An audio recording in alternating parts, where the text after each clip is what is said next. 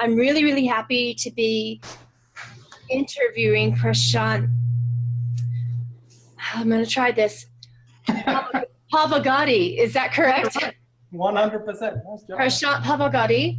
And I really, when I met him, it blew my world apart, you know, intensely in such a spiritual way. So for those of you watching, Prashant is an up-and-coming leader in unity consciousness. I highly respect what he's trying to do. And he will be launching I can't even call it a company or a whatever everyone else calls what they do.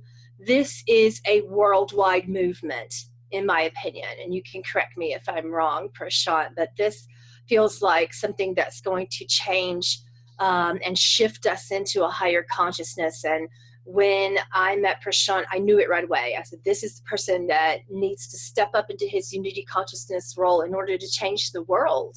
So this is why he's here today, to discuss unity consciousness, how we can all as a group achieve it. It's not just his project, this is our project.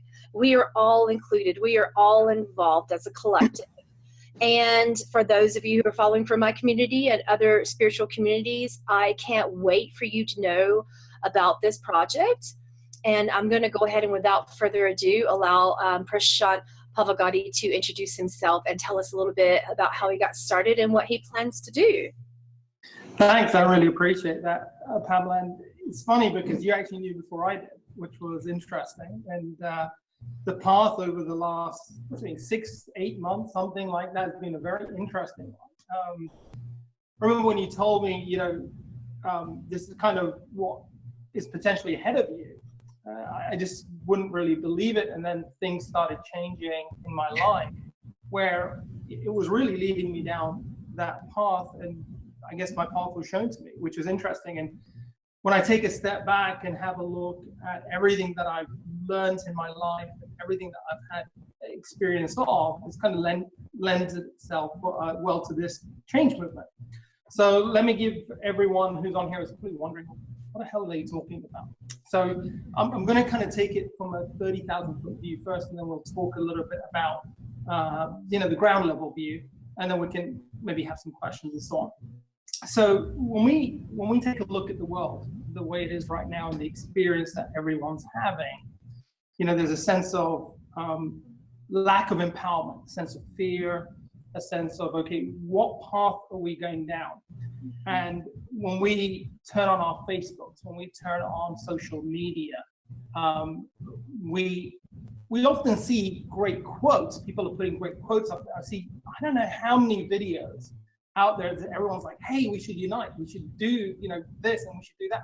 But no one actually says how. How are we going to do these things that everyone wants? And in our hearts, all of us are wired up in this human experience to want to help other people, and it's really an extension of love. A perfect example would be helping strangers.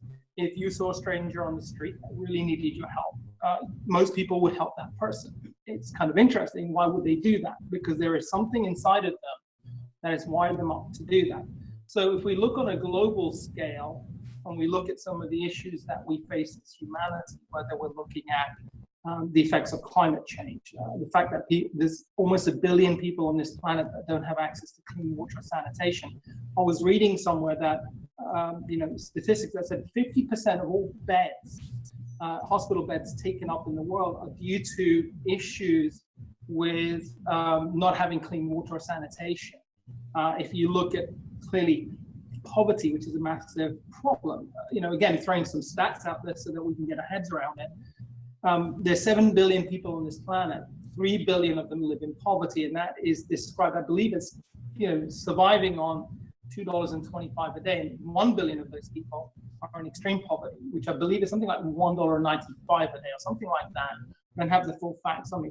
These are massive numbers, and it's very difficult for us to put our heads around numbers this large. Yes. UNICEF is saying that there's approximately, they're estimating 22,000 children a day that are dying because of poverty. Again, these are huge numbers that it's very difficult for us to get our heads around. So when we see all of these things happening around the world, not to mention climate change, not to mention, you know, how corporatism and globalization is affecting how things are happening in the world. Not everyone has even access to basic healthcare. Human rights is a massive issue around the world. So there are a whole raft of different problems that we see. So whilst we watch all these videos, we're all wanting to do something. The question is, well, how do we do it? Well, the problem that we face is that a lot of people extend that love through things that are shared on social media or money that's given to charities and so on. Two problems. Firstly, extending that awareness in social media will only go so far, meaning that yes, we can try and increase consciousness, but then what? There has to be some organizational action.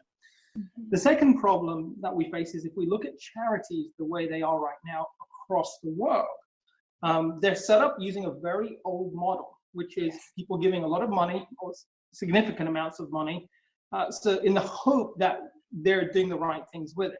The reality is there's a disconnect between charities and the donors. You have to almost go to their website to read the few stories that they put out there. Now, this day and age, that link should be a lot stronger, especially when there's so much ability to communicate between charities and organizations and who's following them. Mm-hmm. And take, for example, Facebook Live, all these different apps that are out there. They don't do a good job. Now, when we pull back the curtain a little bit more on charities, we realize they're actually not making that much of a difference. Look at the news stories that are out there for some of the largest charities that are out there. Hugely overburdened with expenses and overheads. Very small amounts of every dollar that are donated actually go towards the final causes that people want. So what ends up happening is people are doing the right things with their hearts in the right place, but the effect is really not mirrored by those good intentions. So what is Unity One and what are we trying to do? Well, what we're trying to say is, look, for the first time in the whole of humanity, the world is connected like it's never been connected.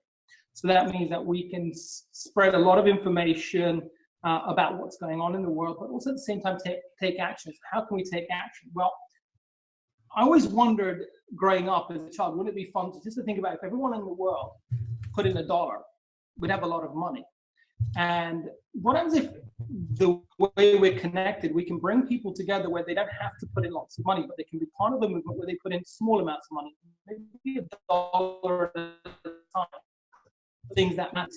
We would actually change the model that's out there and turn it on its head. So we're going to a large population as opposed to a small population, asking for small amounts of money so people don't feel like they're constantly pestered to put money out there. But more importantly, we're asking people to work in a way within social media that is kind of similar to how they're working right now, but make a small shift. A perfect example would be something like the Ice Bucket Challenge, where people actually literally had to get up, they wanted to get involved, get the ice bucket, film themselves, put it on social media, raise some money. But guess what? When they united, change happened where they had a breakthrough in ALS. But here, you don't have to do anything. All you need to do is fund your account through Unity One, and then you can donate $1 at a time for things that matter to you, and then you spread that news through Facebook and Twitter and so on. So from our app, say for example, there was something about clean water and that's what you're following. Well, you may donate $1 at a time for things that are happening with certain projects that we're working on. You share that on Facebook, and then other people come in and join, so this becomes a viral movement. But also at the same time, you can do what we call super likes on Facebook. Now, this is key because super likes is basically taking what we do on Facebook, for example, like liking something on Facebook. It means nothing. They're just, hey, I liked it. What we're trying to do is monetize it. And how do you monetize that? Well, say, for example, one of your friends on Facebook posted something. From our app, you're going to be able to demonstrate a super like by making a $1 donation to something that matters to them. So, for example, take someone who writes a post on Facebook that says, my child came top of their class. If that person mattered to you or this post mattered to you and you felt inclined, one of the things you can do from our app is that you're going to be able to donate $1 as a super like to one of our causes, maybe education, and then that will show up as a super like on Facebook. Now, the wonderful thing about Facebook and things that go viral is people tend to copy each other. And what is better than making yourself look good on social media than helping someone else? We've seen it over and over again. This is what people do. Look at the mannequin challenge that's happening right now. Look at, as I said, the ice bucket challenge. People follow each other. So as we grow, people are going to change the way they're working on Facebook and Twitter and so on, but they're going to get more conscious, and they can see that they can be part of a movement that can then take this money and work with projects, for the 10 areas that we're looking to work in. So I know I've kind of gone into those 10 areas for us so we can know a little bit more about where their money is going to. Absolutely. So we as a team, just to let you know, there's a team that's working on this. We've been working on it for a while. That spans several continents. So not just North America, we've got people in Europe working, we've got people in India working on this as well. So what we did as a team was we came up with the 10 most fundamental things I think that kind of spans a lot of the ills and some of the problems that we have on the planet that we want to address. So we've broken them out so that they're kind of interlinked in what they do, but they're very important in where they need to be addressed. So firstly, we believe that within 10 years, we can bring clean water and sanitation to most of the people on this planet, which is really important. That is one of the most fundamental things as human beings we need is clean water. We know there's some very good organizations around the world working on it, but they need support. They're actually not raising on a global level the kind of money that's required. But if we can go viral with this and raise a lot more money, we can bring them in. And this kind of goes to all the organizations we want to work with. The other one is poverty, global poverty. This is a complicated area because a lot of the things that we have that we want to address will affect poverty in a positive way. For example, you're not going to affect poverty unless you have clean water in a lot of places. So poverty is another one, especially extreme poverty. Ensuring that globally every person has access to basic health care and also bringing cures for cancer to the table. That's another goal that we have. That's number 3. Rapid response to disaster and humanitarian relief. So worldwide, whenever there is some kind of disaster that happens, one of the biggest problems we face is getting aid to people that need it quickly. So we do a pretty good job eventually getting there. But one of the things that we'd like to do is create an agency that can get anywhere in the world using innovation and technology within 24 hours. So one of the examples that we have is using drones. Right now, if you can use drones to deliver goods that someone's bought on Amazon on the same day, why can't we lend that technology to be able to deliver goods and aid to people that need it when a disaster occurs? So, the person who came up with that is someone who actually worked for the UN in the logistics department in actually getting aid out to different countries. And he was someone who worked across many different cargo fleets and so on. So he knows what he's talking about. He knows what technology is out there. So if we had the money, these are the kinds of innovation and technology we want to bring to the table. Reducing worldwide pollution and bringing sustainable solutions for clean energy to support products to reduce pollution levels on land and sea. Now that's a broad category, but again, that ties in also with climate change, but it's also talking about bringing clean energy to the table. Look at what's happening in places like Standing Rock right now. Here is 2 different causes that are colliding. One is energy, which is the oil pipeline, and the other one is clean. But yet, there's very little coverage on such an important issue that's going on right now. So this is really 2 issues that we would like to kind of be involved with, which is clean water and bringing clean energy as well. Human rights is another one. There is a lot of exploitation and discrimination of individuals that are happening across the world. This is something that we'd like to shine a light on. The reason why a lot of organizations, but also individuals around the world can get away with human rights abuses is because there's not enough light that's being shone on it, where on a global level, people are conscious of exactly what's going on. It's happening in the shadows. It's happening where not many people are paying attention, but where people do pay attention, that creates outrage, which creates a change in thinking, whether it's on a governmental organizational level, but on a global level, it can change a lot of things. So we're hoping that as our movement grows from 1 million people to multi-million people to over 1 billion people, we can shine the light and make changes in the world that way too. Education is another one. Elimination of gender disparities in education to give equal access to all levels of education. 1 in 10 children in the world don't have access to basic education, and the majority of those children are girls. And what we want to do is we want to bring basic levels of education using innovation to all people. So whether it's, leveraging what we have with the internet, with more internet getting to developing countries, but also using that technology with other partners that are out there so that basic education can be delivered, whether they're working from home, whether they're studying from home, or whether we set up classrooms, whether they're virtual or physical. This can happen. All it needs is funding and organization to make that happen. Reducing food waste. So much of the food around the world is wasted. And one of the worst, I guess, culprits of that is America. We waste a lot of food. We grow a lot of food, but we waste it as well. One of the things that we really need to do is to see how we can not waste that food and use it more productively to places that need it, especially food that is good for you, as opposed to manufactured factory food that is out there. Wildlife conservation, data is showing that we're currently in the midst of the 6th major mass extinction of species in the world. And the one difference about this is that all other mass extinctions have been because of some natural external factor that's caused it. This is the only one we know of where humans are the cause of it.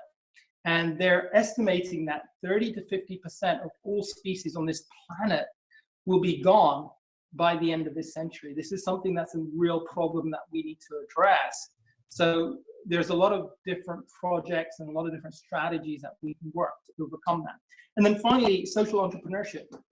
If you look around the world, there's so many bright ideas that exist that people have, whether it's to get clean water to people, to deliver education. The problem that you find is that solutions don't always come from places you think they come from. You think, oh, they come from smart people at universities. Well, they don't. If you look at some of the greatest, most amazing inventions and discoveries, they come from normal people that have had ideas, that want to cultivate those ideas. The problem they face is funding.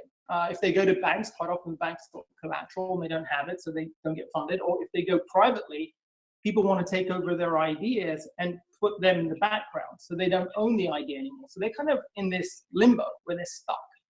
What we'd like to do is we would like to help fund some of the best ideas that support these goals. So what we're saying is charities are not going to support and solve these problems by themselves. You're going to need to bring in for-profit organizations and work with charities and other NGOs, not-for-profits, beg your pardon, so that we can actively work towards solving these issues. So there's a lot of interlinking here. There's some low-hanging fruit, there's some long-term goals, but we think that within a decade, we can significantly impact all of these areas. And what we're trying to say is that we're not going to do this ourselves. We want the world to come together to be part of this movement, to donate towards it, but be part of those, to be a change agent, so they can also volunteer.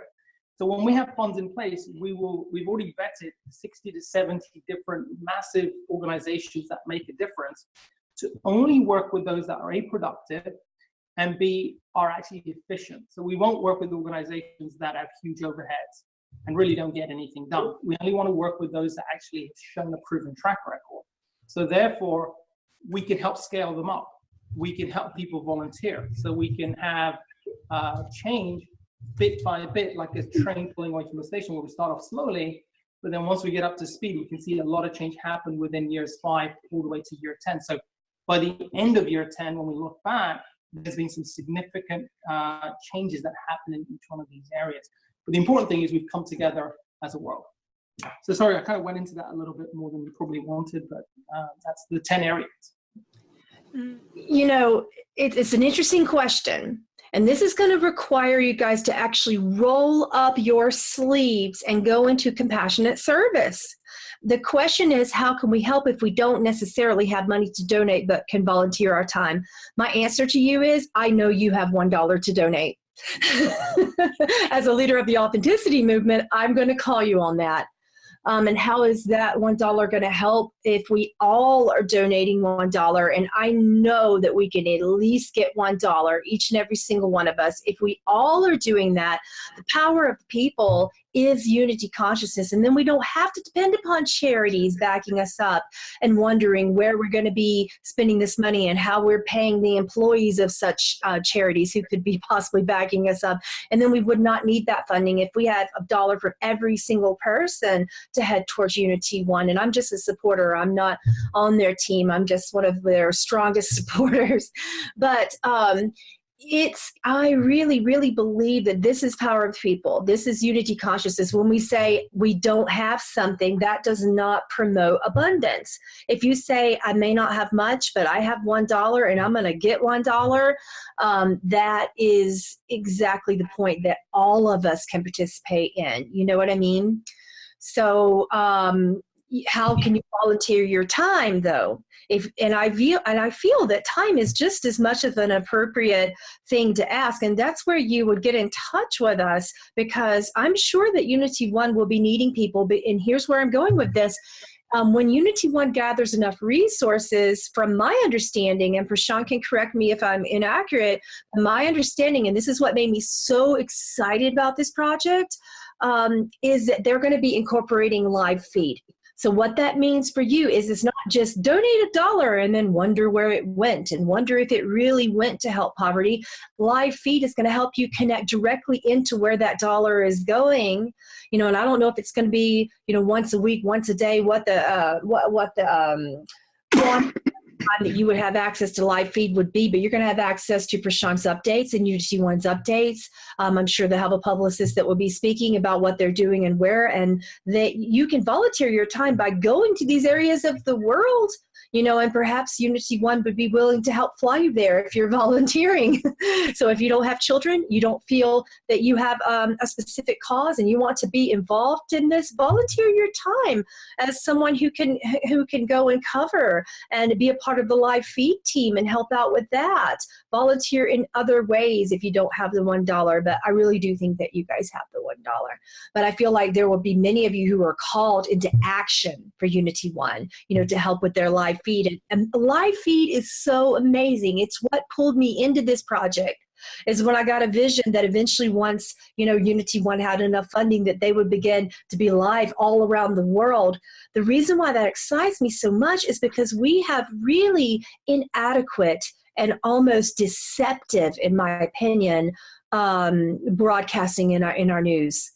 So what I feel about that, and I feel that Prashant is on the same page. If we have live feed, what we're doing is we come together in the world and we can click from our phones right there using the application. And what's going on with Unity One? Oh my goodness, they're helping Syrian refugees, and here's a representative, you know, and here's what's going on. They're there in Syria, someone's there. Here's Prashant talking about it, you know, or whoever's there, you know, here's Prashant giving you weekly updates on what is happening with your money and the specific ways that we are helping the world, you know. So that just really, really excites me.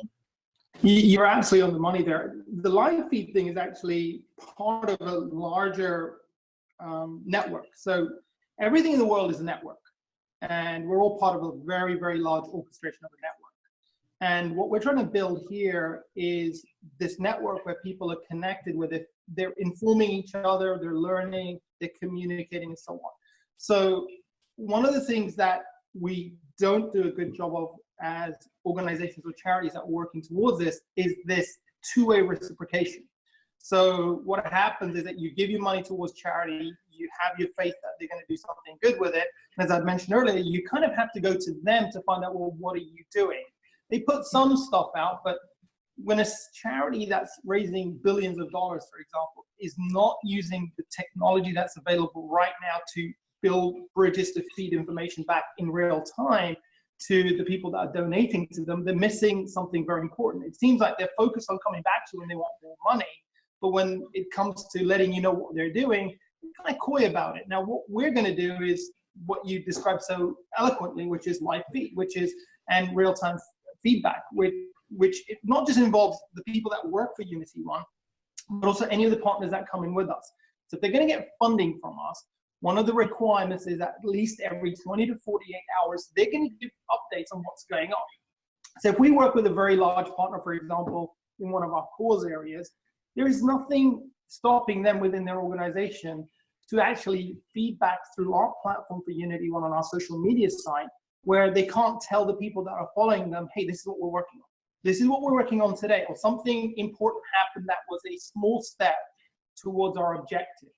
There's nothing stopping them doing that now, but that's something that we're going to have in our agreements. If they want to get hold of money from us, they're going to have to agree to doing that, so that the people that are part of Unity One are kept informed of what's going on. Now, how can live feed work? Well, take, for example, Katrina. I always use this example. We saw all the feeds from the helicopters and CNN and all the news channels, people on the roof saying, please come and help me. One of the things that we'd really like to do is to work with, say, for example, cell phone manufacturers, where we can get cell phones that are programmed to specifically give live feed. Now, if, say, for example, our drones are dropping off all the essentials they need, one of the things they can drop off is within that pack is a small phone where people can give their experience right there and then that can go around the world. That will change people's perceptions. When you have someone who's in the middle saying, please come help me, there's a difference between someone talking to a cell phone, kind of like we're talking right now to each other, than a camera that's kind of external, that's part of, say, for example, a helicopter. It's still that external experience. So live feed is not just, hey, people that are out there, that's wonderful. If you've got a cell phone, you can be a broadcaster today. But we also want to get that experience of the person that's there to move sentiment, to move policy, to move organizations, to saying, look, we've got to do something here. So people aren't trapped on their roofs, or people aren't in Aleppo who are getting bombed, who don't have food, and the hospitals are being bombed. These events that are happening globally can be brought to people's attention no matter where they happen to be, so they're aware, and therefore they can be part of this movement. And that includes the volunteers. So if you've got a phone, if you have got a tablet, you can be part of that movement where you're putting in your report of things that you're seeing. And our volunteers won't just be able to work with Unity One to be volunteers, but they will be able to volunteer for any of our projects. So say, for example, we bring in large organizations that are part of it.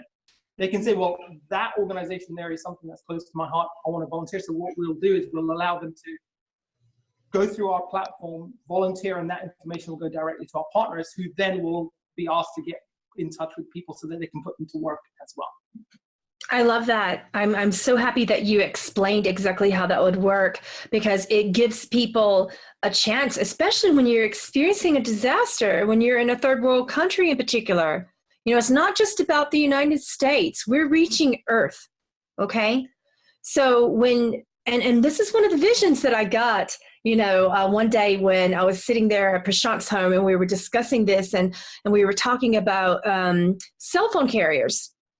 And my vision was that there would be someone at the top of the chain there in a cell phone carrier that would pick up on this project and find it in their hearts after all of this viral feedback, after so much interaction, would say, well, you know, we have these type of cell phones that we could send forth into humanity during natural disasters, during, you know, and these cell phone towers connect in ways that we have, you know, my goodness, you have cell phones that specifically only call 911, right? If they can do that, if those towers can do that, they can do that and more.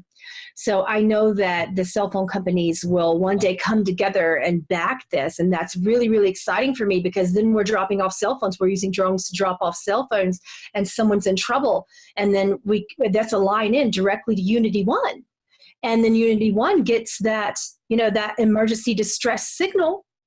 And then from there, we're all from the United States can come together and say, oh my goodness, you know, during this most recent earthquake or this most recent hurricane or whatever the case is, we can all help. Because as we have noticed, the governments don't always get there in time. Look what happened, you know, in Katrina.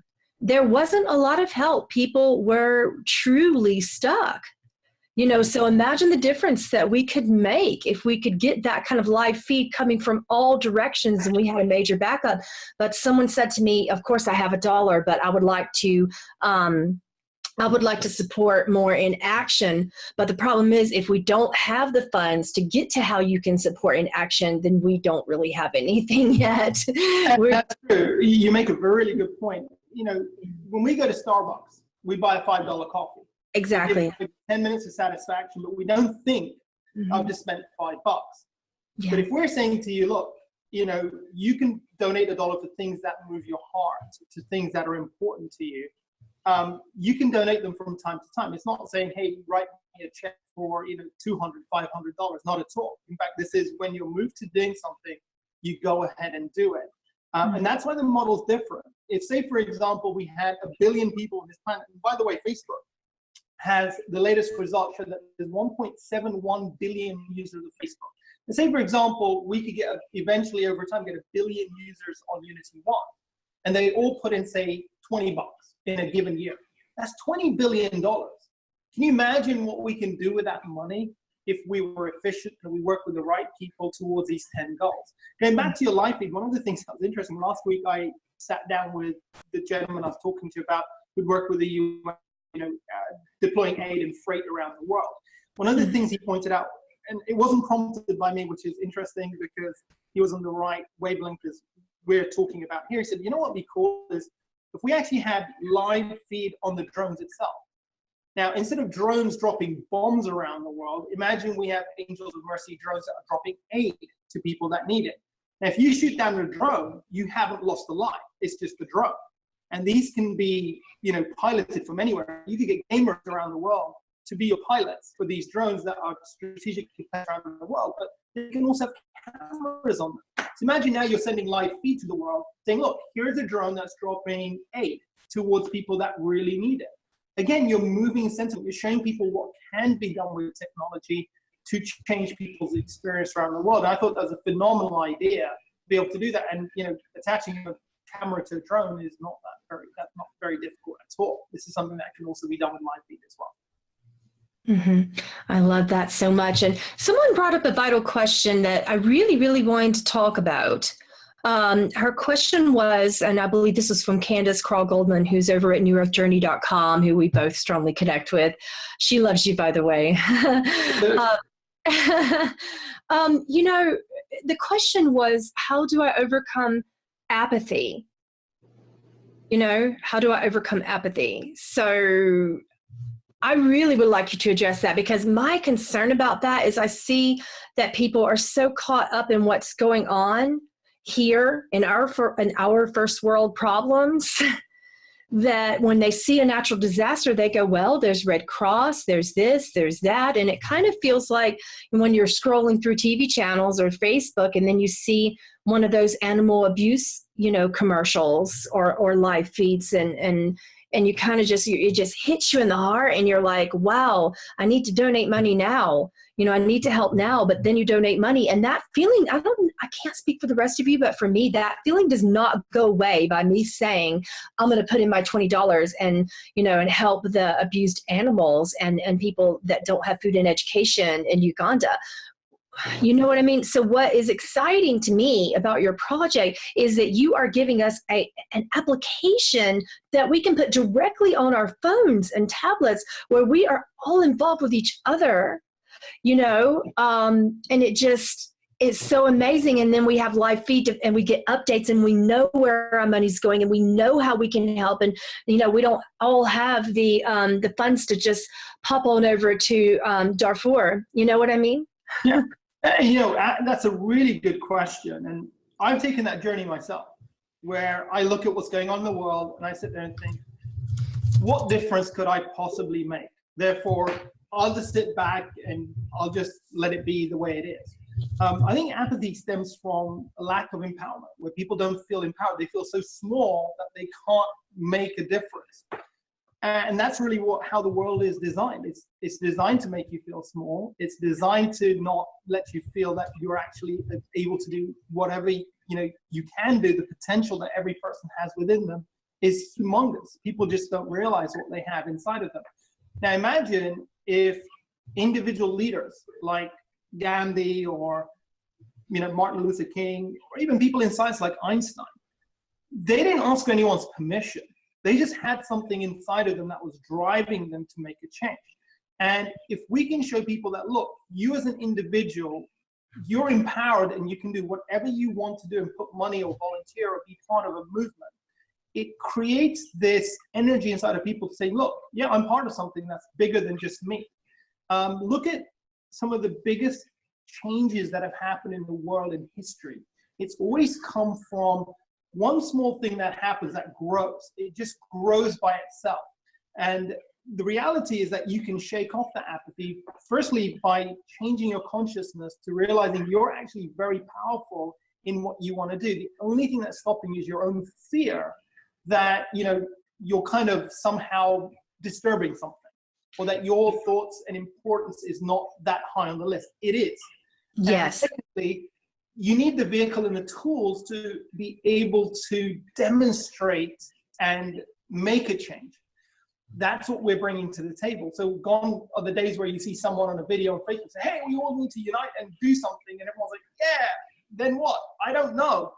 Here we're saying, okay, we all need to unite and do something. What are we going to do? Here's a platform. Here's where we can all get involved. You don't have to put much money in. You can put some time in. But if we've got 1 million people, hundreds of millions, and then 1 billion people, that's how you see change happen in the world. It's because people themselves have stopped being apathetic. And let me tell you this right now. Governments and organizations aren't coming to save the day for us. They're barely able to solve their own national problems. To somehow think that governments who have conflicted interests around the world are suddenly going to come together and save us from climate change, to save us from poverty, to save us from clean water problems. Forget it, it's not going to happen. If it was going to happen, then things would have happened by now. When you've got Barack Obama who's standing up there saying, hey guys, climate change is happening, we need to do something, that should scare you, because this is the most powerful man in the world potentially who's saying we need to do something. Now, if it's something he could do himself, he would do, but he can't. So there has to be something else. There has to be something that comes about that affects change, and that's got to be people. We've all got to stand up together and say, okay, we as humans of Earth are going to change something. And one final thing I'll say here is, I think one of the most amazing things that we did as humanity was we decided we were going to go to the moon. And Kennedy said, we'll do it in 10 years, and they did do it within 10 years. And if you think about it, when Kennedy made that famous speech that says, we do this thing and all the other things, not because it's easy, because it's hard. He said that at Rice University only a few weeks after America put the first man in space for about 10 minutes. They had no clue about how to get to the moon. They didn't know any of the technological stuff that they needed to do. In fact, even people within NASA thought this was not achievable. But they did 3 important things. Firstly, they had the will and desire to do it. Secondly, they funded themselves. And thirdly, they organized themselves. And that demonstration that if we can literally almost 50 years ago have made that dream come true, where we went to another body outside of Earth, and 50 years later, there isn't a single problem on this planet that we can't solve together using those same ingredients, which is the will and desire, funding, and organization. All of these things can happen if we choose to come together to do it. So the way apathy works is a little bit of movement on people's side that want to see change. But as change starts happening, the apathy will shake itself off, because people will start saying, oh, things are happening, things are moving, and they're part of it. So that keeps fueling that fire to get rid of apathy. Sorry for the long-winded answer, but no, it was really necessary, because apathy is a big problem. You know, it truly is. And if we're looking to make a change, and if we're really dedicated towards unity consciousness, stepping into action is really important. And this is the most action-based project that I've seen in a long time, because it invites all of us. It's not just about Prashant. It's not about those on his team.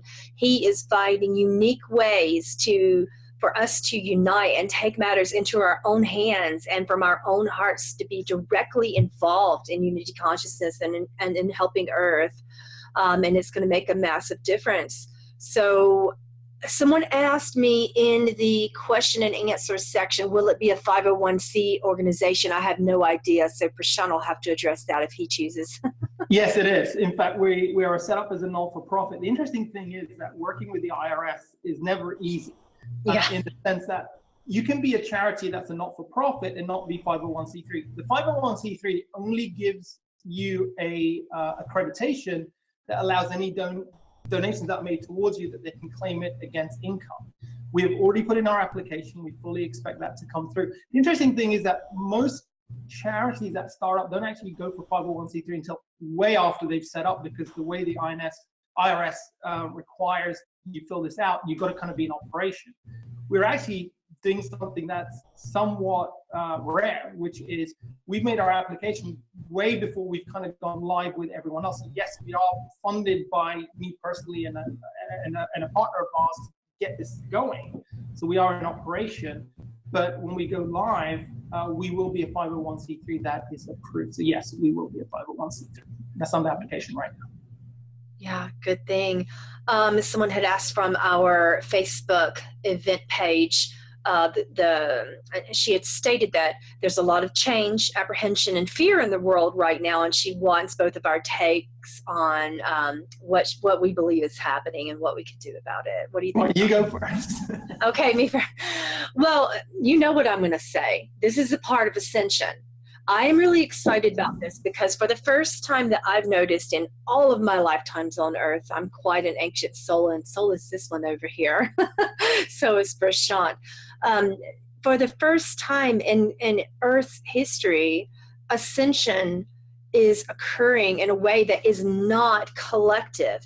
And what that means is we individually have the power to experience exactly what we choose to experience. So if you choose to experience change in a positive way, where unity consciousness can come forth, wherein peace can operate within love and compassionate services and unity for the whole earth, then that is your choice and that is what you will see. If you choose apprehension, if you choose to sit here and say, well, I don't know how you guys are going to be any different than any other charity, then that's where you stand. If you choose fear, you will remain in the third dimensional perspective wherein you will see war. You know, as many spiritual texts are claiming right now, people will feel and see and hear war and rumors of war. That's third dimensional collective consciousness. So you will remain in that small collective. So there are 3 small collectives that I'm noticing right now. It used to be only 2 that I noticed: fear and love. Third dimension and complete 5th dimension floating away on a cloud and meditating somewhere in a Buddhist monastery. So right now we have people like Prashant who are coming in for unity consciousness within the 4th dimension, which is the bridge between the 3rd and the 5th. So what he's doing is he's giving you a way to come from here, which is fear and war and poverty and apprehension and apathy and depression and staying stuck in our own personal problems, and saying, okay, I'm done with this. I'm ready to empower myself and unite with everyone else over here. I want to experience love. And how do I get there? You have to start moving your feet across the bridge. If this is the 3rd and this is the 5th, here's the bridge in between. And Unity One provides that bridge for you to walk across together, but you have to do it individually, one of you at a time. $1 here, $1 there. This isn't about this is about what we can do to unite as a collective so that we can finally begin to make changes without worrying about who's going to be president and who isn't. What religious thing is occurring, what war is going to be occurring next or is looming. You know, we can stop worrying about what the government is and isn't doing, what the matrix is and isn't doing to disempower us. This isn't about breaking through the matrix. This is about us creating our own. So that's what's happening in the world right now. What's your take, Prashant? I agree wholeheartedly. I would add to that if we look at history, and this goes back centuries and centuries, there's never really been a time where there's been peace, really. There's, you know, the world has always been a mess in its own way. And the reality is everyone that's lived in different generations has thought, oh, this is the end. This is terrible. Something's happening. And we're constantly, over many, many generations, have always lived in this fearful state. Understand one thing, that fear is something that is created internally, not from the outside. So it's how we interpret what's going on outside because of what our filters inside are. So it ends up being an outside in process, when in reality, everything outside is neutral. And if we change internally, so if you look at, you know, what Gandhi said, the famous quote, which is, you know, you've got to be the change that you want to see in the world. He's talking about changing that internal mechanism. So it's an inside out process. So whatever is happening outside, it doesn't mean you condone it, but you allow it. You allow it to happen. Now, everyone looks at, oh, you know, Trump's got elected and it's all terrible and, you know, all this is going to happen. The interesting thing that I think this has happened is it's woken people up, in the sense that people have been asleep for a long time, where they're working from just their mental side. And the mental side is analyzing or trying to compartmentalize things. That's how our brain works. If we see something in front of our faces, the brain works in such a way that it tries to label something. It's either good or it's bad. We live in that duality world of the brain. But with what's happening in the world right now, not just with our election, but other things that are happening in other parts of the world, it's moving people from that mental side to a feeling side. And the interesting thing is action doesn't happen when you're operating just from the brain. The brain is just kind of processing. Yes. Feeling is what moves people to action. So if people feel like something needs to change here, something needs to happen, I need to get involved, it's an opportunity. So whatever is happening on the outside, in a way, it's a good thing. It's allowing people to move to a different place of energy in which they're operating from. Mm-hmm. And I think that's in 2017, I think there's going to be a shift where people are operating from a different place. And by the way, I know a lot of people who voted either for Hillary or who voted for Trump. I don't know too many of them that were really actually quite excited about voting for either one of them. It was almost, you know, pick them a kick in the ass or a punch to the stomach kind of thing. So it's not like people were just overwhelmed and really excited to vote for the candidates that we have. So it's not like just because someone voted for Trump that, you know, they feel good about it. There really wasn't too many good choices here, but I think that's by design. It's asking people in the world to kind of look at things and operate from a different energy source.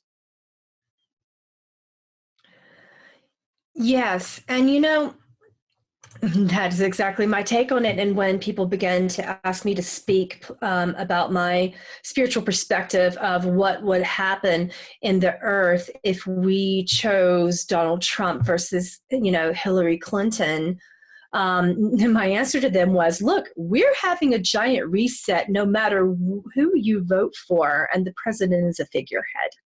So my response to that is, if you choose Hillary, it's a long, slow, drawn-out process. If you choose Trump, the change is happening. It's happening quick.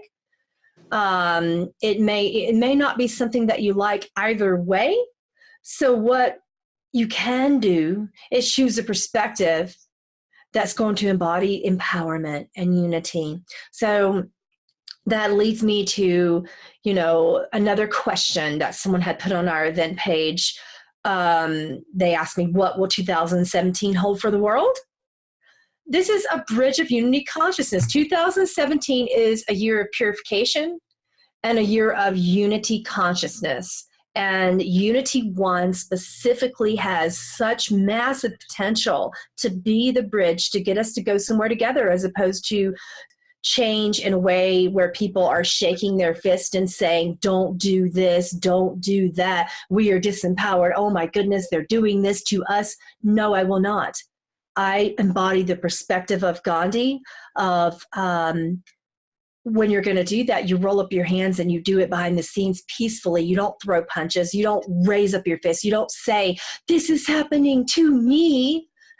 What you do is you stand in unity consciousness, calmly in love, and you roll up your sleeves and you do something about it with your hearts and with a brilliant intelligence that comes from empathy and unity and collective consciousness. You purify out that disempowerment, not by protest, not by driving and leaving your families to go shake your fists. What is that going to do? Do you really think the government is listening to that? That's just talk. That's fear. That's disempowerment. Bring them real help. Bring them real help, not your protest. Stand together as one, but not to protest, not to say, don't do this and don't do that. When you use the word don't in any projection, that is not unity. That's not within the I am statements that connects you to your consciousness. No. So you want help, Standing Rock? Do something about it. Stop shaking your fists and protesting. Stop getting in your cars and wasting gas and then complaining that something might be leaked into the water. You know, do something else about it. Do what Gandhi would do. I agree with you wholeheartedly. You know, when I see protests, so for example, you know, I'm a US citizen, I'm also a British citizen, and I see what's happened at Brexit. I've seen a lot of people that have protested outside the Houses of Parliament in London.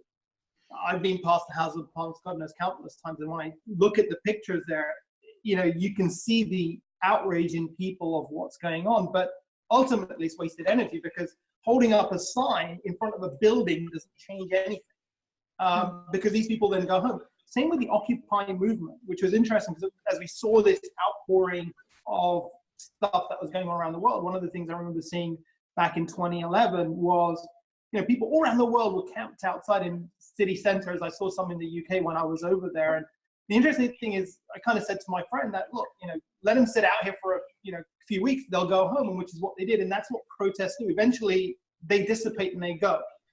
What does it achieve? Probably very little. It might give fodder for the media. In Standing Rock's case, they're not getting much media attention except for what's being put out on Facebook mostly. But what's required is action, in the sense of constructive action coming from the right place. Fear and judgment is on one side of the fence, and love and allowance is on the other side of the fence. Now, if we're gonna change things, you're absolutely right. It's got to come from a good place. Now, think about what Gandhi achieved in India: non-violent, action. Yes. You took, for the first time that I can think of in history, where you took an oppressor and they literally packed up and walked away based on non-violent, non-cooperation. And they just got up and left. So anything can happen from a place of love, and he demonstrated that to us. So how do we do that? Again, if we could raise enough money, if we could take action in a proactive way as opposed to protesting, and change people's minds. Now, the interesting thing is organizations and governments are kind of very predictable, in the sense that if there's enough global sentiment towards something, or even national sentiment towards something, it changes how people view things. Now, think about people in the media that get cast out because they did something that was seen as, not very likable. Their sponsors drop them, people, corporations start changing their views on certain things and so on. In the same way, if you can shine a light on something where you start a movement where people's sentiments start changing, organizations and government policy changes too. So, for example, as we're talking about Standing Rock, one of the things that we can do is, if, with Unity One, once we go live, one of the things that we can do is bring that message out where people can actually actively start doing something as opposed to protesting, which can change people's perceptions, especially people in power that realize, look, this is not making us look good. We need to do something. Right now, there's nothing out there that's forcing them to get to that point. But if we unify together and we're actually proactively doing something towards it as unity, that will change policy in itself. And we've seen it over and over again in history, and that's really what we're trying to create here. And it's not just one thing. It could be so many things we can do the same thing for. Yeah, and back to Gandhi, when they were uniting and protesting, that's when I noticed that people got hurt. There were many people who got shot. There was some of that going on, and it was a terrible, terrible, atrocity, terrible tragedy. But then when they started to understand, oh, really? Okay, well, we're not going to do this on this day.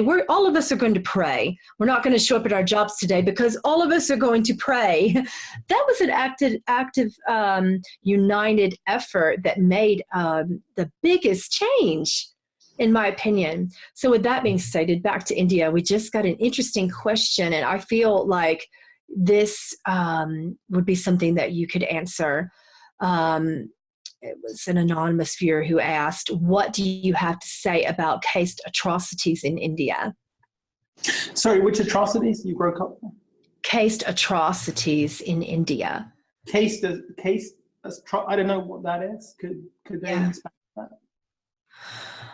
I don't logically know either, but intuitively, I feel like what they're talking about is a lot of the internal wars that are going on there involving the caste system, with the overall system of the divine masculine, disempowering the divine feminine. Women are being treated horribly, genital mutilation. There's so many things going on within religions where if you don't follow the religion, the caste system will tell you, be this, do this. Sorry, the caste system, Yeah. Sorry, I don't pronounce it properly. No, fine. And this is just a personal, point of view that I have here, is that the caste system is inequality. That's what it is. It's superior and someone who's, lower down. In reality, we're all equal. We just are. We're all light and we're all equal in what we do. And the caste system is more human. It's got nothing to do with something that's, you know, where we are higher self. So the bottom line is that you've got centuries of cultural, you know, dogma that's been going on, and you're seeing, you know, hopefully the last remnants of it. There's more equality, not just gender equality, but also social equality. And India's, you know, one of those places where this has been going on for a long time. It has to change. But again, it can only change if people inside unify, and they say this is not good enough. Now, a good example of this was, for a long time, rape in India is one of these things that never got the coverage it really needs to. Even now, it's probably not getting the coverage it really needs to.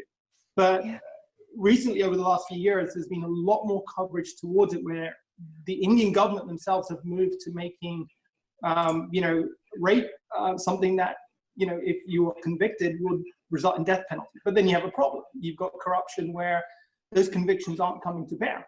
So, you know, when you're looking at systematically wanting to change, it can only change from within if people want to change, and they themselves have to change as well, because they've got to understand that, you know, fundamentally, this masculine and feminine energy not only is equal, but it balances itself out, and you need both of those, whether you're a man or you're a woman. And that also has to be something that's not just something that's individual, but it's got to be the collective consciousness within nations and also in the world as well. So it starts from within. And again, if we can bring and shine more of a light to this as one of the causes that we have in India, then again, you start changing people's perceptions. So again, it's just that movement out of love, where you can make changes just from a conscious level that will then transpire to action.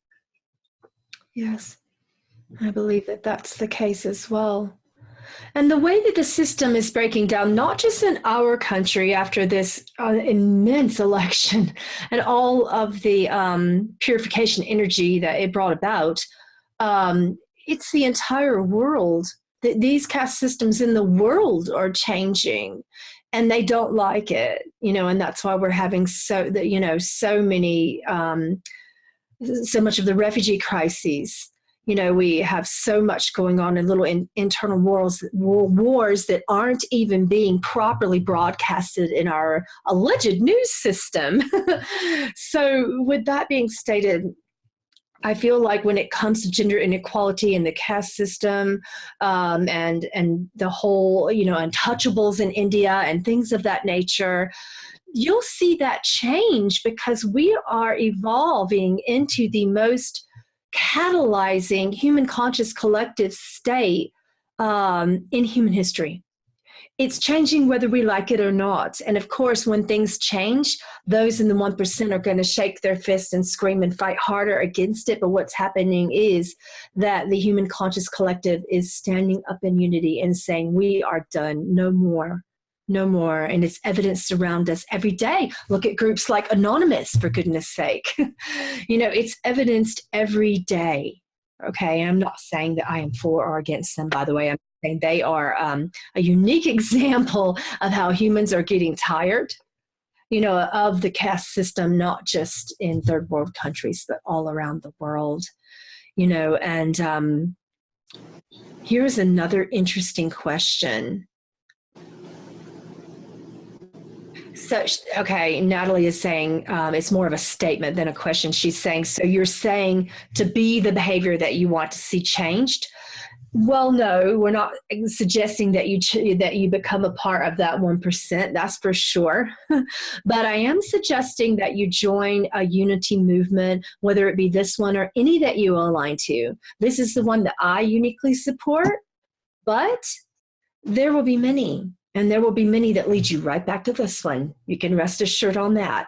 It's just something that I strongly feel intuitively. And this is why I support this beautiful leader in unity consciousness here so deeply in my heart, is because that's my conviction. And I am a person of ethical conviction. And when I see something, I tell the world. I brought him to you so that I could tell the world the beauty of what he's presenting. And if it goes full force, it's not because of him or me. It's because of us united together. It's because of us as a human collective deciding to make these changes. But when I say be the change that you want, what I mean, and I'm going to share a story because I love stories. There is a beautiful spiritual alchemist who's a strong brother of mine, and I have no idea if he would like for me to mention his name, so I'm not going to, but most of you know him very well. In his younger days, he visited Mother Teresa, and I love this teacher so much.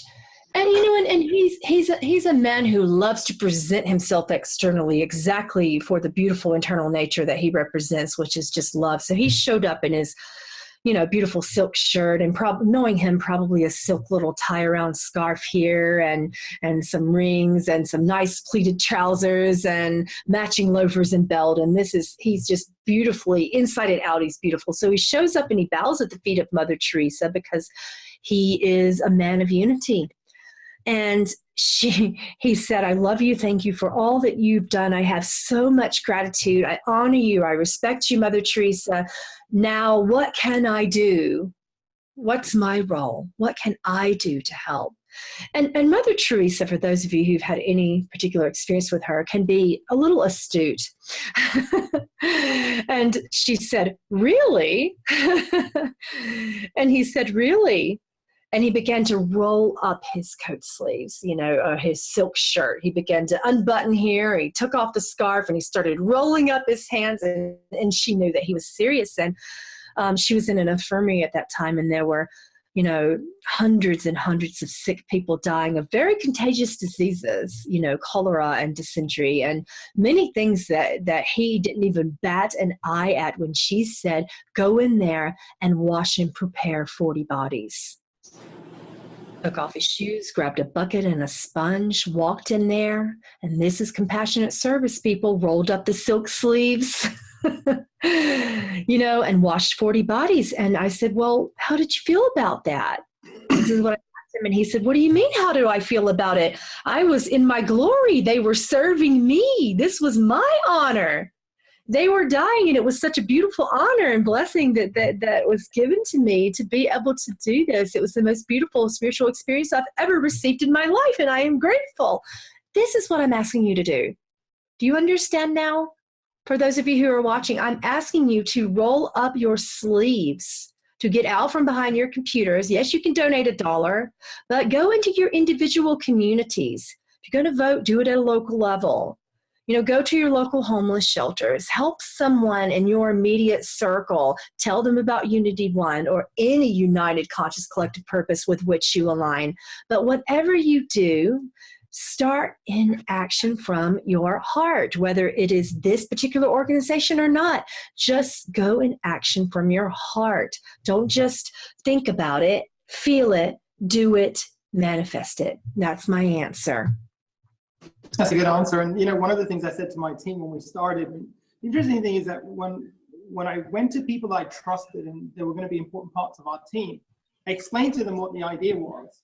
And not one person came back to me and said, "You know what, I'm not going to do that." They were inspired by it. They thought, yeah, this is something that could work. It makes no sense what we're trying to do because you'd think that the odds would be against us, but there's some energy that was created where they want to be part of it. And it is, I said to them, look, it doesn't matter if this works or not. If we help one life, then it was worth it. And as you said, it doesn't really matter how big or how small your action is. If you can go and help one person, then that will work. That in itself can lead to bigger things. And it's just planting little seeds here and there and getting people to come along with you. You may want to go and get a friend or someone to say, "Hey, let's do this together." It makes a big difference. And all my learning and everything I did, I've worked in homeless shelters. I've worked where I've been a teacher to help people learn mathematics, for example, and so on. Everything is a grounding. Always starts on something small that leads you to something else. And as I mentioned before, we're all leaders. Inside of us, we're all great leaders. It's just that you've got to recognize that inside of yourself. We start small, and bigger things can come up. Yeah. Another interesting question, someone is talking about surrender. And I didn't find it originally applicable to this topic, but Spirit says it does. So I'm going to really dig into this. I'm not sure if you can see this from your question and answer section, Prashant, but an anonymous viewer just asked, what do you do when surrenderance isn't working? More specifically, when you can't find the root of the issue to surrender, how do you find that root when you don't understand what Spirit is trying to say? My answer to you is that within unity consciousness, you don't need to know what Spirit is trying to say. When you try to determine why, that is human ego. And when I say ego, I don't mean, oh, yeah, you have ego. That's something bad. Ego can be something that tells you that you need to know how, that you need to know when, that you need to know why. Full surrender does not have any prerequisites spiritually. It involves faith and trust. And when I was learning to walk as a child, right? What my parents described to me is that I didn't just hit the ground running. I'm not exactly a graceful person physically, and that still goes today. I trip and fall all the time. It's quite hilarious. And when I fall, sometimes I just lie there on the ground and laugh at myself for a bit and laugh and find joy in it before I get back up. So when I was a child, of course, I started out by trying to crawl, and that didn't work. And I did the little scooting thing that some babies do. That's what my dad told me that I did, and then I did the whole pulling up on the table thing. And then eventually I didn't really want to walk. I just wanted to fly. That's how I am. I'm like, I want to do something and I want to do it now. So I just went bolting across the living room and I face planted. And as opposed to crying, what my father expressed to me, and I always remember this, he said, you didn't cry. You just kind of like, you were lying there face down, and you were on a hard surface. And he said, and you could have easily gotten hurt or have assumed that you were hurting. But you didn't. We were laughing with your face in the concrete. You were laughing, and we could hear a muffled laugh coming from you. And this is what I'm talking about when it comes to surrender. I'm not saying that it needs to hurt. I'm saying that your perception of suffering needs to change. You can celebrate something without trying to formulate a need to understand that it has to hurt. It doesn't have to hurt. Your perception of pain and victimhood and powerlessness needs to shift. That is my answer. You don't need to get to the root of anything. You are not broken. I'd agree with that. And, the other thing I'd add to that is this is a journey I'm taking right now. It's a journey I've had to take because for the majority of my adult life, I've been holding on like this. Like I'm the doer. I'm the person. If I don't inject my control of the stuff, if I don't do that, then things are just going to go crazy. And what I'm learning is there's actually a step before surrender that we need to do, which is allowance. Which, if you as I said before, if something's happening outside, you don't have to condone it, but you can allow it because we don't know what is really happening. There's things at play that are beyond just our understanding. So if we allow it, we can then surrender to it afterwards because we let it happen. And that's the journey I've had to take. And the one story I have on that is, I remember, I was always a big fan of the Indiana Jones movies. That third movie where, his dad is being shot, he's on the precipice, and he has to take his leap of faith. I think that's a phenomenal metaphor for everyone in life, which is he sticks his foot out, and then he has to then go out thinking he's going to fall, and he's being supported. And that's the metaphor that always keeps coming back to me whenever I get to a point of fear or whatever, is I know I'm being supported, I've just got to let go and let things happen. And when I do, it's amazing the flow that I get into at that point. But when I hold on, control things, I kind of get in a bit of a rut. I kind of get stuck, as it were. That's beautiful. Thank you so much for that. Someone I love very much had the beautiful experience and honor of sitting at the feet of Sajjal Baba. And he asked the question, how do I my mic is messing up. Hold on, I'll fix it.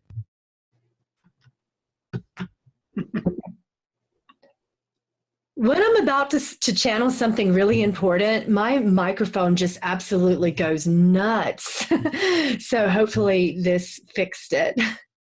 Anyway, I'm going to repeat that story because obviously it's important or my microphone wouldn't have been blowing up.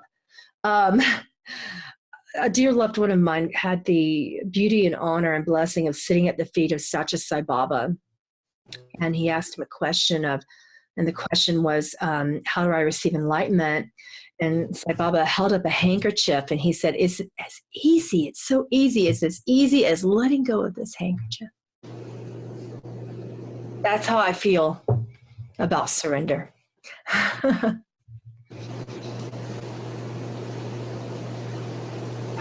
I'm hearing a weird noise again. Do you guys hear it? A little bit. No, you don't? It's better now. Okay, it's better now. Okay. Before I let you go, there are a few more questions that people had that I thought would be interesting. One of the questions is, how do we know that the money we donate to Unity One is utilized well and will make a difference? From what I understand about Unity One and the way that I'm visualizing it going is that when you donate, there are updates that are given live specifically, and this is a part of the live feed that Prashant was mentioning to you earlier. There will be unique descriptions of exactly where it's going, how much has been donated, and exactly what they're doing with that money. And you will be getting updates that go directly into the application that's on your phone or tablet. Am I accurate with that? Absolutely. In fact, when you donate money, you end up following a cause and or projects that come under that cause. So as I mentioned earlier when we were first talking, when we work with not just the Unity One folks, but also the project people that are separate entities, they are going to be required to give updates every 24 to 48 hours. What are they doing with this? What's going on? So it's not like you write a check and then you're like, okay, what happened to it? So there's always updates that are coming along. And we also have milestones that we set out there. And we're constantly going to be measuring all of our projects against them. So say, for example, we're working with an organization and we've got certain milestones and they're just not hitting them. We have every right in our agreement to say, hey, we're not going to fund you anymore. We're going to kind of go a different direction. Also, where projects are outperforming the milestones that we want, we would approach them saying, hey, if we gave you more money, could you, scale this up and be more productive in what you do? So there's always going to be feedback that's going on. The other thing that we're also going to be doing is real-time dashboards. So imagine you look at the annual report of an organization that comes once a year. They give you these nice little, brochures, and this is how we've allocated money and so on. We're going to have real-time dashboards. And what we'll say is, here's all the money that's come in, and there's going to be a live ticker. You can see the money coming in. But you can go into the section of the app where you can see where the money is going to be allocated, where it's been, funded to for everyone in the world. So it's a democratic organization. We only keep the lights on and work with those projects that help in each of these areas, but you decide which areas get funded. So one of the things that you might find is that you're more attracted to one cause as opposed to another cause. So it's democratic, and we'll show you where that money is going in real time. So we have nothing to hide. We want to be fully transparent in what we're doing, not just on a 30,000 foot level, but also in the weeds, in the grassroots level too. Yeah. Well, and I have heard the idea about everyone gives $1 and then the whole world can change within Unity Consciousness for the past 10 years, but I have really never met anyone who has so many brilliant ideas about actually making it happen and coming to me with real ideas and a real organization with a team behind him, and giving us real tools that we can use on an application that goes directly on our phones and with live feeds and dashboard, updates. To me, that's amazing. And for once, I see that, it can be done. And I've been given logical examples of how it can be done versus all of us just sitting within our thought-based states of we dreamt that it can be done. I believe that within Unity Consciousness, maybe we all dreamed it into existence and now it's finally being done. So action's finally occurring. And you know, with that being stated, another person asks a very important question, and it is, what is Unity One's mission? And my take on that is unity consciousness. But I'm going to go ahead and let Prashant answer that. Yeah, actually, we have a defined mission. If people go to our Facebook page, just look up Unity One Global, and our mission statement's on there. We then got some information about, you know, what we're going to unveil in January. So we're not live with what we're trying to do. What we're trying to first do is get people's interest peaked. That something's coming, something big is brewing. It's going to be unveiled in January, so people come out. I'll share the mission with you right now. Unity One is the largest movement of people in human history, democratically working together to achieve meaningful change, to tackle some of the biggest issues we face as humanity. The Unity One movement will connect and empower people to fund and organize projects to remove the global dependency and expectation of governments and non-governmental organizations to solve social, environmental, and humanitarian problems. Our credo is unlimited unity, love, and freedom. So I just liked it. Good, fantastic. So what we really want to do is we want to have a broad mission statement where we're essentially saying, look, if we come together as people of planet Earth, there's nothing we can't achieve together. We've got to be able to come together and make changes. And if people go to, and you've got it up on the screen, our Facebook page, we've got some teaser videos, three of the 5 parts already out. So you get an idea of some of the messages that we have out there and get a flavor for what we're trying to do as well. So that's our mission statement. Excellent. I just wanted to share the screen so that people could find you. Yeah, beautiful. Let me take a peek at some of these other questions. There were just a few more, if you don't mind. Sure. Let's see. How is this different than other charities and change organizations in the world? I think that we've already covered that, but how it is different is that you get to know directly, you get to be directly involved, uniquely and individually involved in the change. You get to know exactly where your money is going, how the tools are being implemented, to help with poverty, environmental destruction of water and property and lands. Gosh, there's so many things. I think Prashant covered this earlier. Can you go through again your unique, I believe there were 10 different areas of interest that you have insofar as making changes? Can we go through that? Yeah, go through those 10 areas. The other thing that I want to mention here very quickly, the uniqueness of what we do. If we look at problems around the world that we want to affect, the reason these problems are not getting solved is because if you look at organizations and other charities around the world, they're competing against each other for your money. They're working in isolation. They're kind of doing their own things. Now, if you look at all of these problems we have, like take, for example, clean water. If you've got almost 1 billion people on this planet who don't have access to clean water or sanitation, it's like looking at a heavy object that we want to move from point A to point B. The problem is that all these organizations cast their net or the ropes around this heavy object, face outwards and start pulling. But physics tells us if you do that, you're not moving very far because there's no unity. They're all kind of doing their own things. Now, what we want to do is say to them, look, you don't have to worry about funding. You don't have to compete against each other. You don't have to do all these things. We'll help fund you because we've got the people of the world behind us. If you want access to funding that could increase your income by 4 or 5 times, here's what we're going to need to do. Firstly, we need to stop competing against each other. We need to work together. So if you look at the charities that do quite well on, clean water, we'd say, okay, let's share our best practices. Let's put our cards on the table. Let's work together with an overarching strategy so that we can move this object from point A to point B in 10 years. We're not going anywhere doing what we're doing, working in isolation and in competition with each other. So overall, our strategy is to unify these organizations together to work together because we've got the power of the people around the world supporting them. So they feel like, okay, all I need to focus on is my objective, not half of my resources spending trying to bring money in, which is what's happening right now. So overall, that's kind of what the plan is for each of these areas. So the 10 areas that we've identified, and these are our starting points. We can always add in other people, other causes as we go along, but this is our starting point. First is clean water and sanitation to everyone in the world, alleviating extreme poverty within 10 years, ensure that globally every person has access to basic healthcare, and also bring cures to cancer to the table. Rapid response to disaster and humanitarian relief, where we created a worldwide agency so we can get any kind of aid that we need within 24 hours to anywhere in the globe. The technology is there. We've just got to unify and bring that innovation to the table.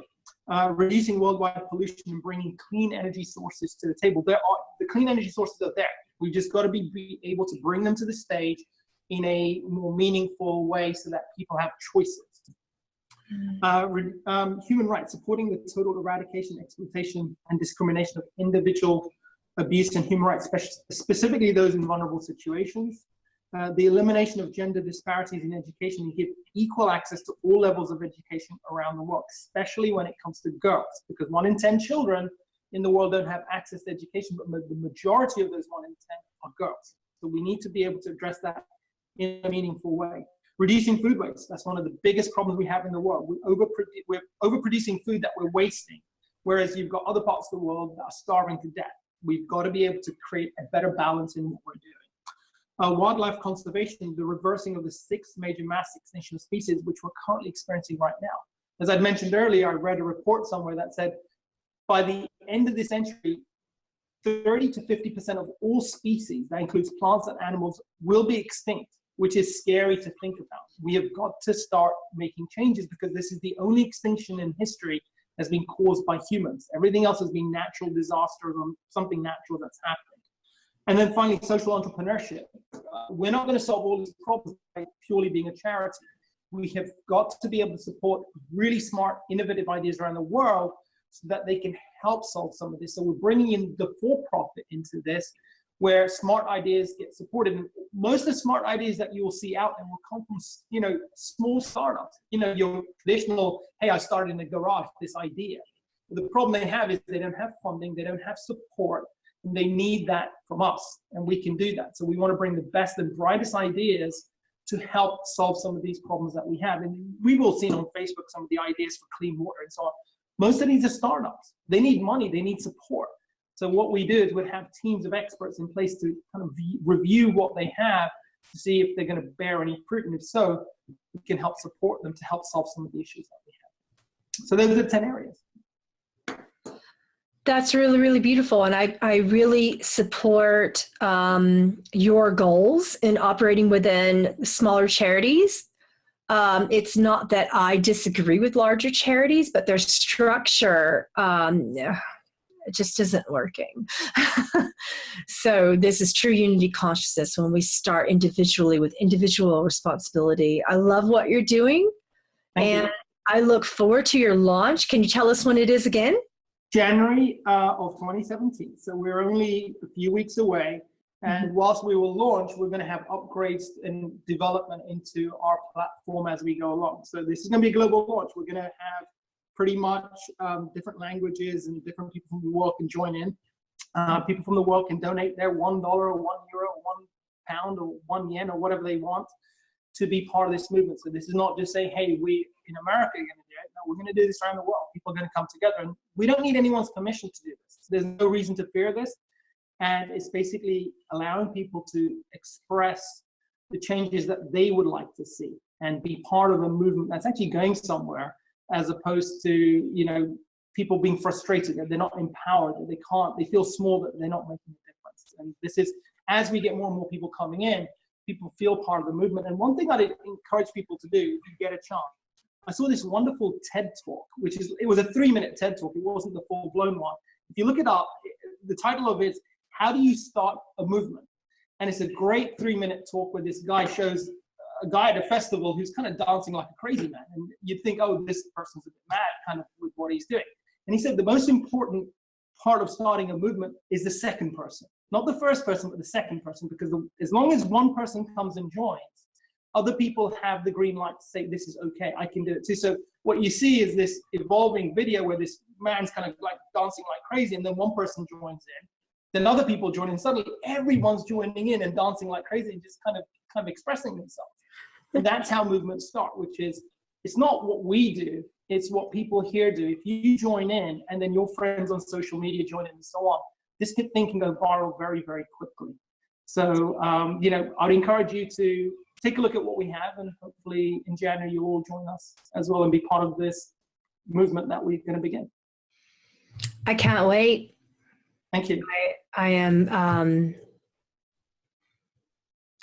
feeling so blessed and honored to support you, and I just can't wait. I am so excited beyond measure. I have such immense joy and anticipation, to see this really, really connect and unite the Human Conscious Collective. So, Prashant, I just, I love you. I love Unity One. I love what you're doing.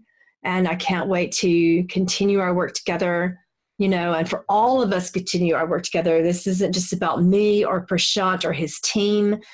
This is us asking you to individually take part in whatever way you feel best, even if it's just a Facebook share. So whatever the case is, if you feel united and if you feel a call towards unity consciousness, step forth and keep an eye on his page. Is it facebook.com/Unity One Global? Is that it?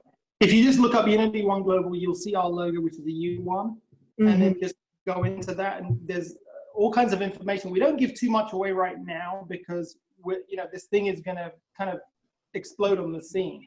So rather than telling people this is what it is and they kind of lose interest, we're kind of giving teasers to people that something's coming. So just be part of that.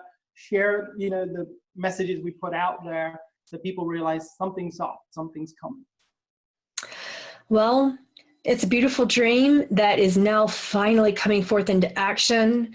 And when Martin Luther King stated the most beautiful phrase I've ever heard in humanity, I have a dream, Sure. That was unity consciousness.